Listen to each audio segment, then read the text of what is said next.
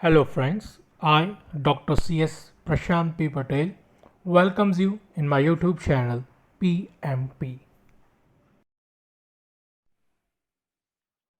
चलिए बेटा तो शुरू करते हैं इकोसिस्टम के अंदर जो हमारा 8th पार्ट है वीडियो का, इकोलॉजी एंड इट्स सक्सेशन।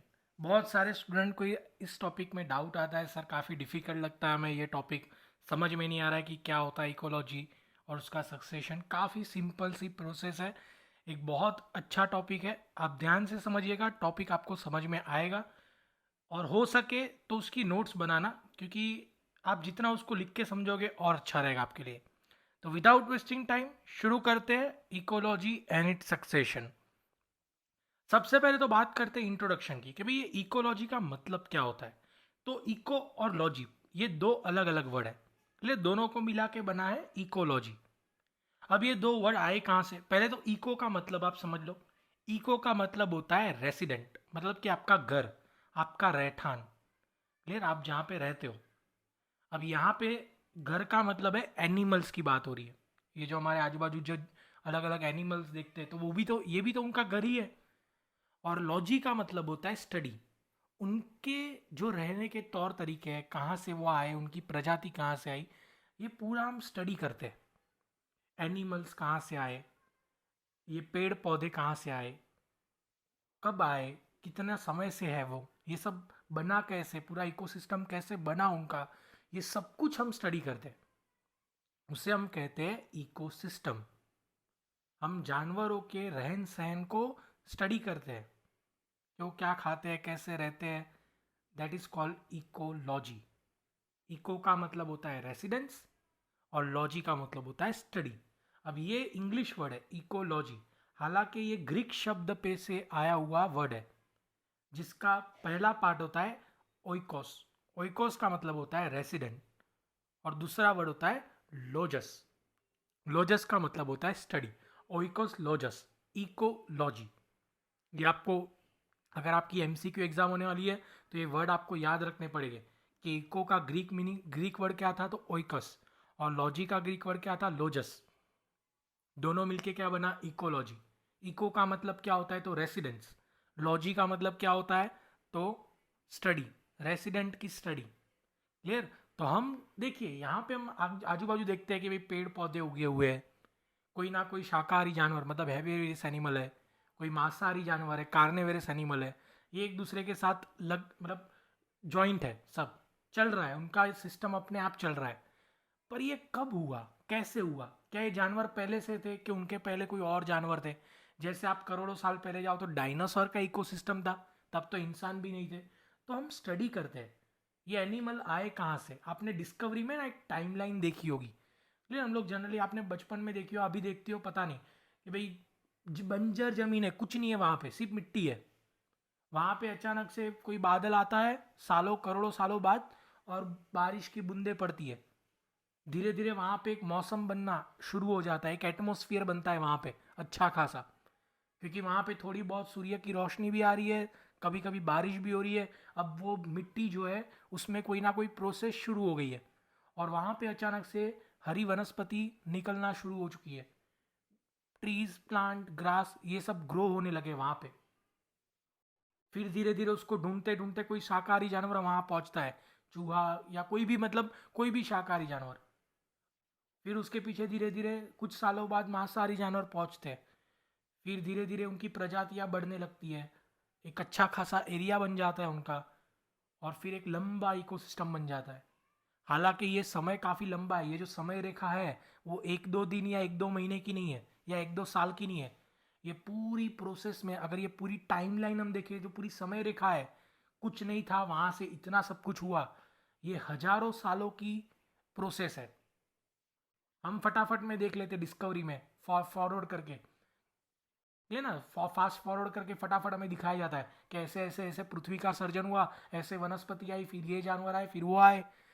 तो ये हम स्टडी करते हैं कि कौन कितने समय में आया, कैसे रह रहा है, कैसे उनकी उत्पत्ति हुई, और उससे हम कहते हैं इकोलॉजी। अब आपके माइंड में एक क्लियर पिक्चर बना होगा कि इकोलॉजी यानी क्या, कि जो हमारे आजू बाजू एनिमल्स है या हमारे आजू बाजू जो प्लांट्स है वो कहाँ से आए, कैसे आए, ये घर है उनका, पर ये घर बना कैसे।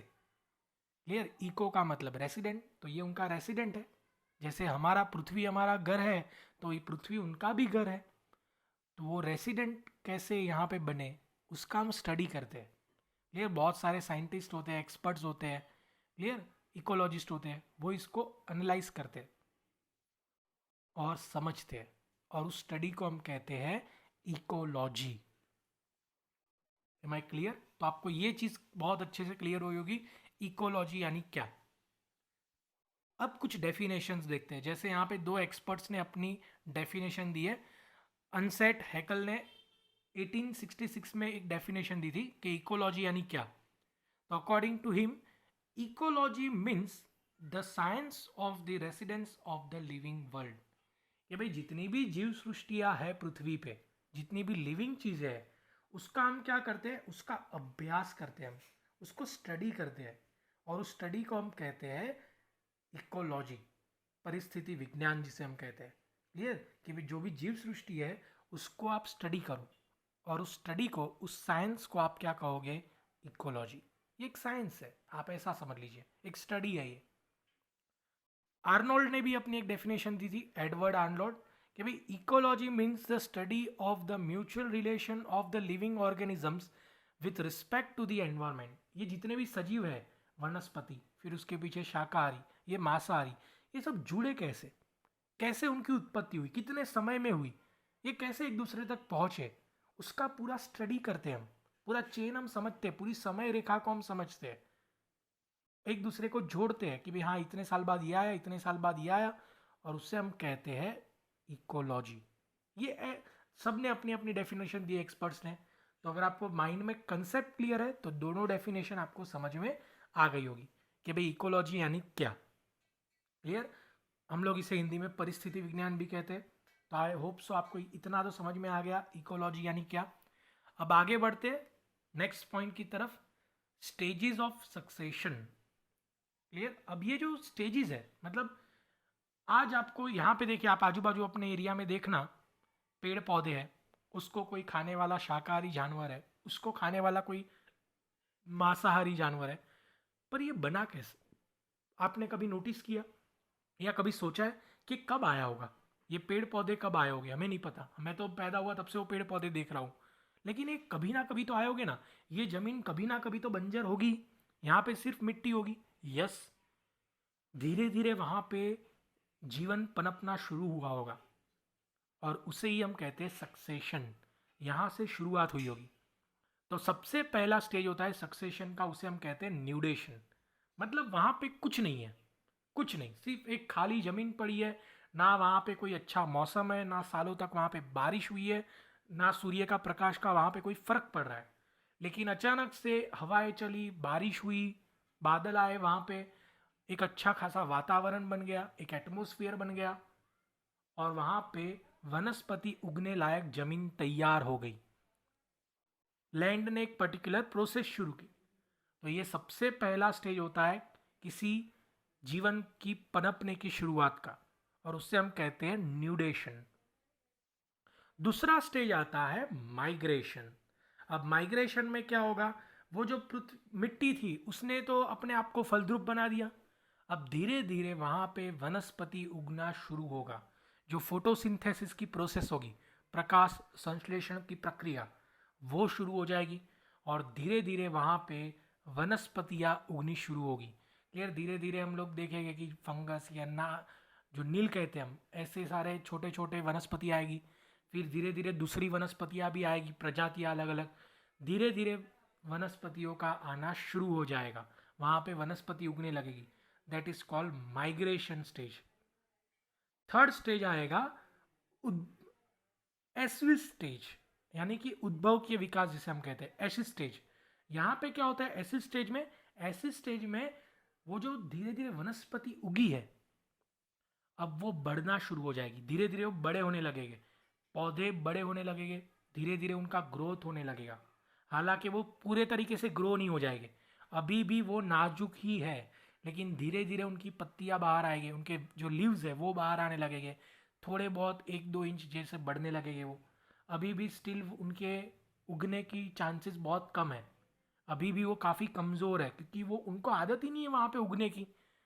फिर तो अभी भी शुरुआत का स्टेज है, बच्चा पैदा होता है तुरंत थोड़ी ना चलने लगेगा। तो ऐसा ही समझ लो, अभी जस्ट बच्चा पैदा हुआ है, धीरे धीरे अपने विंग्स खोल रहा है वो। अब फोर्थ जो सबसे इंपॉर्टेंट स्टेज आएगा, कंपटीशन। क्यों कंपटीशन? अब बहुत सारी वनस्पतियां वहां पे उग चुकी है और सभी वनस्पतियां कमज़ोर है। अब उनको स्ट्रांग होने के लिए क्या चाहिए?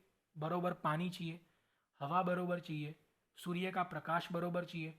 तो वो ट्राई करेंगे कि दूसरी वनस्पतियां ना रहे, उनकी प्रजाति टिक जाए, वैसा वो कोशिश करेंगे। जैसे हम लोग ट्राई करते हैं ना, ये जॉब तो मुझे ही मिल जानी चाहिए, इसको तो मैं नहीं लेने दूंगा। हमारे में कंपटीशन है, वैसे उनके अंदर भी कंपटीशन है। वो ट्राई करेंगे कि ज़्यादा से ज़्यादा पानी वो अपने पास ले ले, सबसे पहले प्रकाश वो ले ले। जो वनस्पति वो लेने में कामयाब होगी वो टिक जाएगी और दूसरी वनस्पति सूख के ख़त्म हो जाएगी। तो वो स्टेज आता है कंपटीशन। अब तक सारी वनस्पतियां धीरे धीरे आगे बढ़ रही थी, लेकिन अब तक तो सब कमज़ोर थे। अब जिसको टिके रहना है वो सब कुछ लेने की कोशिश करेगा। और ऐसी वनस्पति उग, देखना आप कभी मैदान में जाके देखना, कुछ सूखे घास होते हैं, कुछ हरे भरे होते हैं। क्यों ऐसा? दोनों एक ही जगह पे है फिर भी। तो उनके अंदर भी कंपटीशन है। जो पहले सब कुछ ले लेगा वो टिक जाएगा, अच्छे से ग्रो करेगा। क्लियर? वो उनके रूट्स के ऊपर डिपेंड करेगा, उनके जो मूड है उनके ऊपर डिपेंड करेगा। तो वो होता है कंपटीशन स्टेज। अब आएगा रिएक्शन स्टेज। अब फाइनली यहाँ पे क्या होगा रिएक्शन स्टेज में? जो सूखे हुए वनस्पति है उसकी प्रजातियाँ टोटली खत्म हो जाएगी और जो प्रजातियाँ वहाँ पे टिक गई अब वो मजबूत हो गई है। अब फटाफट वो अपना रियल ग्रोथ करेंगे, वनस्पति छोड़ बनेंगे, घास बनेंगे, पेड़ पौधे बनेंगे। जो उनकी प्रजाति है उस हिसाब से फटाफट से वो ग्रो करेंगे। अब तक उनके ग्रोथ की शुरुआत थी, अब वो रियल में ग्रोथ करना शुरू करेंगे। उसे हम कहते हैं रिएक्शन स्टेज। एंड लास्ट आएगा स्टेबिलाईजेशन, स्थिरता। यानी कि अब वो पूरे तरीके से ग्रो हो चुके हैं, बस अब उनको वेट करना है, कोई शाकाहारी जानवर वहाँ पे पहुँचेगा, अपनी प्रजाति को डेवलप करेगा, फिर उन बहुत सारी प्रजातियाँ हो जाएगी शाकाहारी की। फिर धीरे धीरे उस वनस्पति को खाया जाएगा। फिर धीरे धीरे वहाँ पे मांसाहारी जानवर भी आएंगे और पूरा इकोसिस्टम बन जाएगा। अब ये जो आपने इतना स्पीड में समझा ना, ये 6 पॉइंट में पूरा इकोसिस्टम, ये कोई 1 महीना या 2 महीने की प्रोसेस नहीं है। इसमें हजारों साल लग जाते हैं एक परफेक्ट इकोसिस्टम बनने में, एक परफेक्ट निवसन तंत्र बनने में। क्लियर? इसके एक एक स्टेज जो हो गए वो 50, 100, 150 साल के हो गए और 6 स्टेज जब कंप्लीट हो गए तो हजारों साल बीत गए होंगे, तब जाके एक अच्छा इकोसिस्टम बना होगा। तो इसको हम स्टडी करते हैं, इंसान इस पूरी टाइमलाइन को समझता है और उसे ही हम कहते हैं इकोलॉजी। क्लियर? और ये जो स्टेजेस है उसे कहते हैं सक्सेशन स्टेजेस। क्लियर? ये जो पूरी प्रक्रिया है इसे सक्सेशन कहते हैं, डेवलपमेंट। ये कैसे आया? तो इस सक्सेशन को हम पढ़ते हैं कि ये सक्सेशन हो कैसे रहा है, और उस पढ़ाई को हम कहते हैं इकोलॉजी। क्लियर? तो अब तक हमने 2 चीज़ें देखी, टोटल 5 पॉइंट है, हमने 2 पॉइंट देख लिए इस टॉपिक के अंदर। पहला हमने इंट्रोडक्शन देखा कि इकोलॉजी यानी क्या। तो इकोलॉजी यानी हमारे आजू बाजू जितनी भी जीव सृष्टियाँ है उसका हम अभ्यास करते हैं, उसे कहते हैं इकोलॉजी। अब अभ्यास में आता क्या है? तो हम उसका सक्सेशन पढ़ते हैं कि भाई कौन से स्टेजेस होते हैं सक्सेशन के अंदर। ओके, अब थर्ड पॉइंट की तरफ आगे बढ़ते हैं, कैरेक्टरिस्टिक्स ऑफ सक्सेशन। कि भाई उसके फीचर्स क्या है, उसके नेचर क्या है, उसके सिग्निफिकेंस क्या है। ये सब एक ही वर्ड है ना, कैरेक्टर, नेचर, सिग्निफिकेंस, फीचर्स। ये सब का मतलब एक ही होता है, लक्षण, जिसे हम लक्षण कहते हैं। क्लियर? उसके तत्व, सक्सेशन के लक्षण क्या है? तो पहला, progress from unstable to stable biotic community. देखिए शुरुआत में वो सब कमजोर थे, कुछ नहीं था, करोड़ों साल बीत गए, मतलब हजारों साल बीत गए, और आज देखिए कैसा एक बड़ा सा निवसन तंत्र बन चुका है, कितना बड़ा अच्छा खासा इकोसिस्टम बन चुका है। वनस्पति है, शाकाहारी जानवर आ चुके हैं, मांसाहारी आ चुके हैं, डीकम्पोजर आ चुके हैं, ट्रांसफॉर्मर आ चुके हैं, फिर हैबेवेरस, कार्निवरस सब आ चुका है। एक समय पे कुछ भी नहीं था। तो ये उसका सबसे बड़ा कैरेक्टर है सक्सेशन का, कि कुछ नहीं से, मतलब अनस्टेबल कम्युनिटी से वो स्टेबल कम्युनिटी क्रिएट करता है। सबसे पहला कैरेक्टर सक्सेशन का। दूसरा character, stage of succession are so regular and directional. इसके स्टेज फिक्स है। ऐसा नहीं कि पहला स्टेज आगे आएगा फिर दूसरा बाद में आएगा फिर लास्ट वाला आगे, स्टेजेस वाइज ही आगे बढ़ता है। प्रोसेस लाइन बाय लाइन ही चलती है, पहला दूसरा तीसरा चौथा पांचवा छठा, इसका फिक्स है।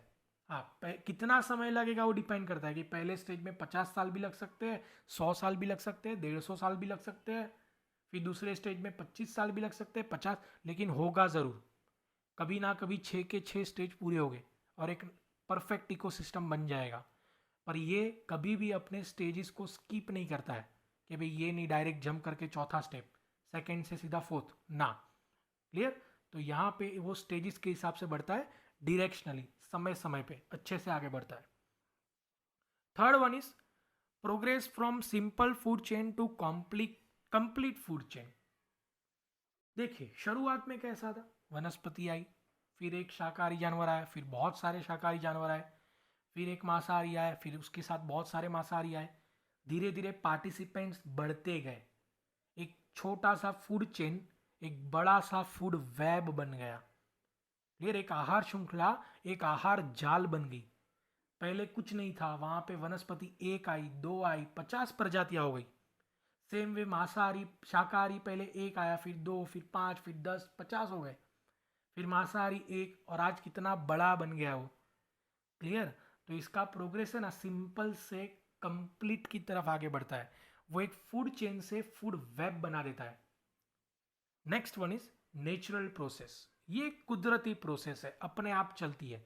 इंसान नहीं थे तो पहले डायनासोर का भी तो एक समय था, उनका भी तो एक टाइम पीरियड था।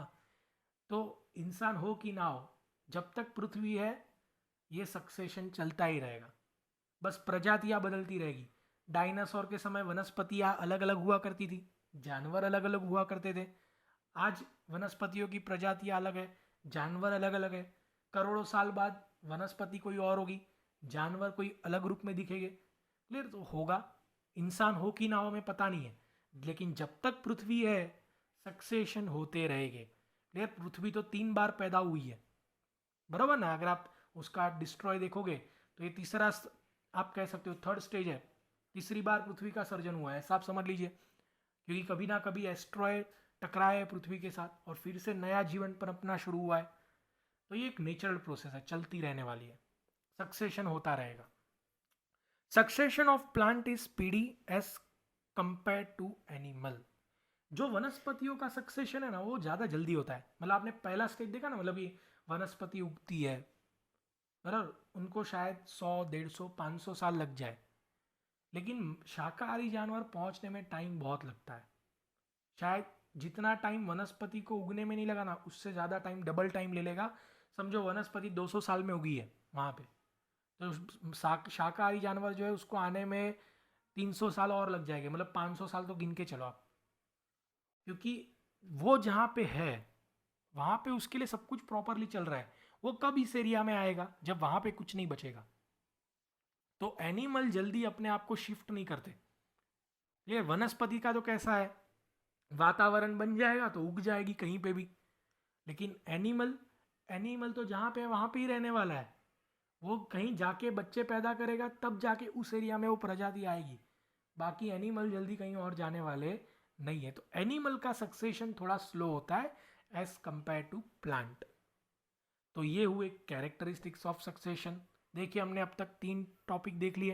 पहला तो हमने इकोलॉजी क्या है वो समझ लिया कि भाई हम जो सक्सेशन हो रहा है उसका अभ्यास करते हैं। तो चलो सक्सेशन पे चलते हैं। फिर हमने सेकेंड पॉइंट देखा कि सक्सेशन के स्टेजेस कौन से हैं। हमने सच में इकोलॉजी किया, हमने भी अभ्यास किया कि सक्सेशन के स्टेज कौन से हैं। फिर हमने उसके लक्षण देखे कि भाई ये चीज़ें सक्सेशन के अंदर होती है ना। जैसे इंसान की बॉडी में 2 हाथ 2 पैर होते हैं तब उसे इंसान कहते हैं। तो सेम वे सक्सेशन में ये सारी चीज़ें होती है, ये उसके कैरेक्टर है एक सक्सेशन के। अब आगे बढ़ते हैं, इंपॉर्टेंस ऑफ सक्सेशन।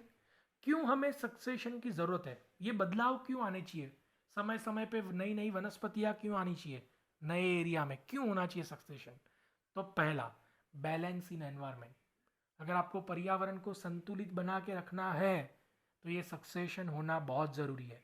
अगर सक्सेशन अटक जाएगा, नई नई वनस्पति उगेगी ही नहीं, तो बचेगा क्या, सिर्फ बिल्डिंग खड़ी रहेगी बहुत सारी, बिल्डिंग का क्या करोगे? ठीक है, तो पर्यावरण को संतुलित रखना है तो सक्सेशन होना ज़रूरी है। दूसरा, हेल्प्स इन रिफॉरेस्टेशन।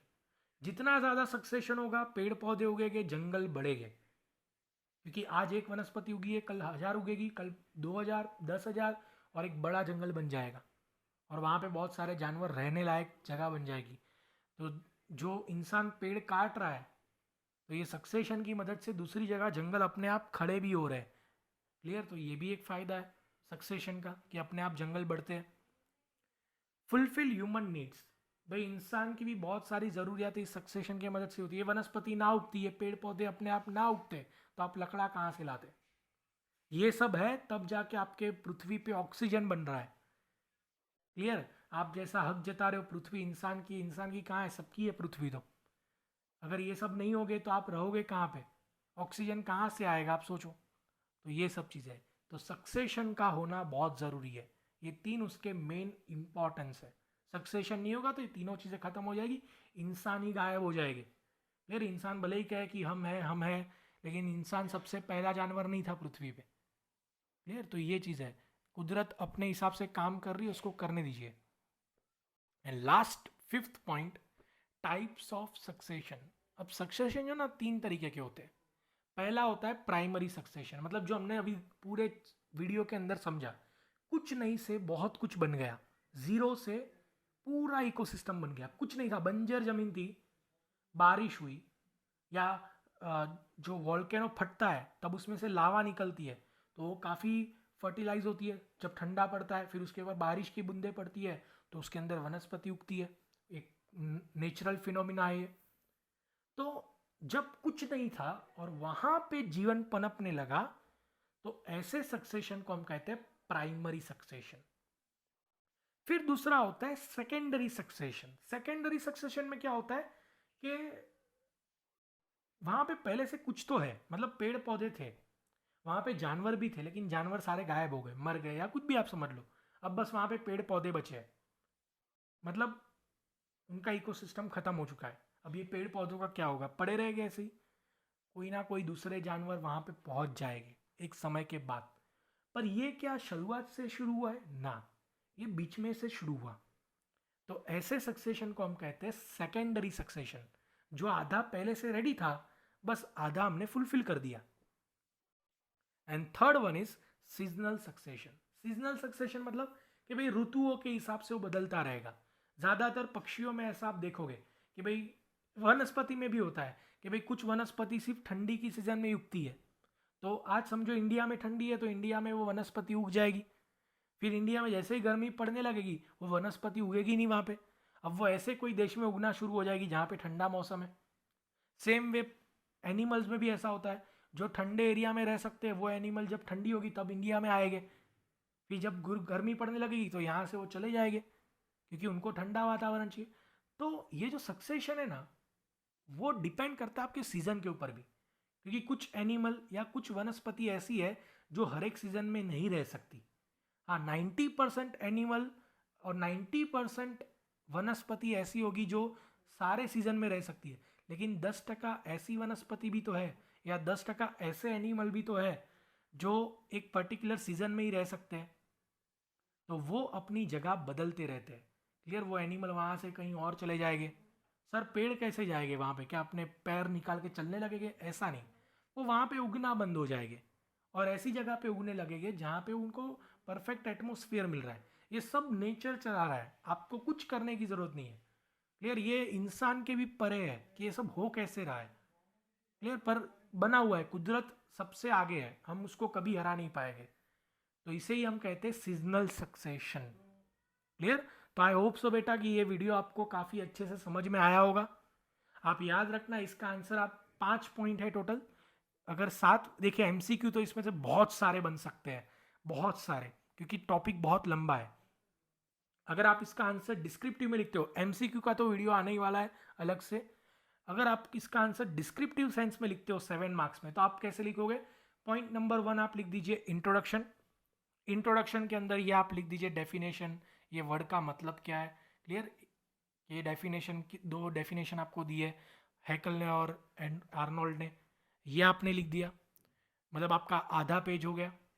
उसके बाद आप पॉइंट नंबर 2 लिखिए, बॉक्स बना दीजिए और लिखिए स्टेजेस ऑफ सक्सेशन। उसके अंदर वो सारे पॉइंट लिख दीजिए। पहले इंट्रोडक्शन, फिर ये बॉक्स बनाया, आपका एक पेज हो गया। फिर दूसरे पेज पे आप ये सारे पॉइंट को एक्सप्लेन करिए 3-3, 4-4 लाइन में, तो आपका 2 पेज हो गया। क्लियर? मैंने जैसे हर एक पॉइंट को एक्सप्लेन किया है, आप भी अपने पेपर में एक्सप्लेन कर दीजिए।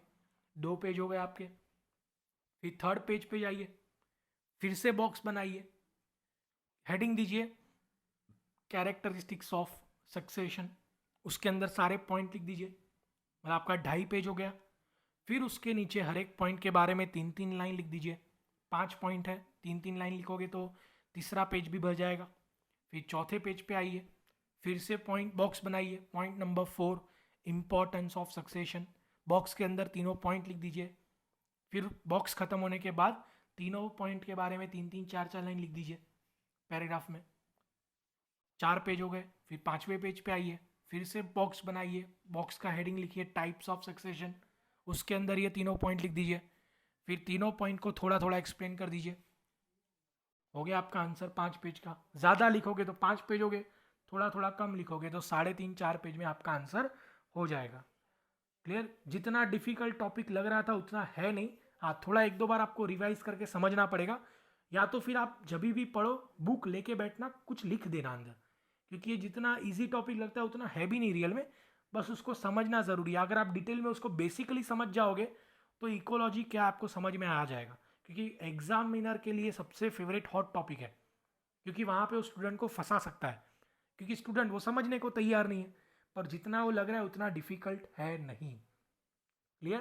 तो आई होप सो बेटा आपको वीडियो समझ में आया होगा। अगर वीडियो आपको अच्छा लगा हो तो खास करके आपको रिक्वेस्ट है कि चैनल को सब्सक्राइब करिए, वीडियो को हो सके उतना ज़्यादा शेयर करिए, ताकि हमें भी सपोर्ट मिले आपका और हर एक स्टूडेंट तक ये वीडियो पहुंच पाए।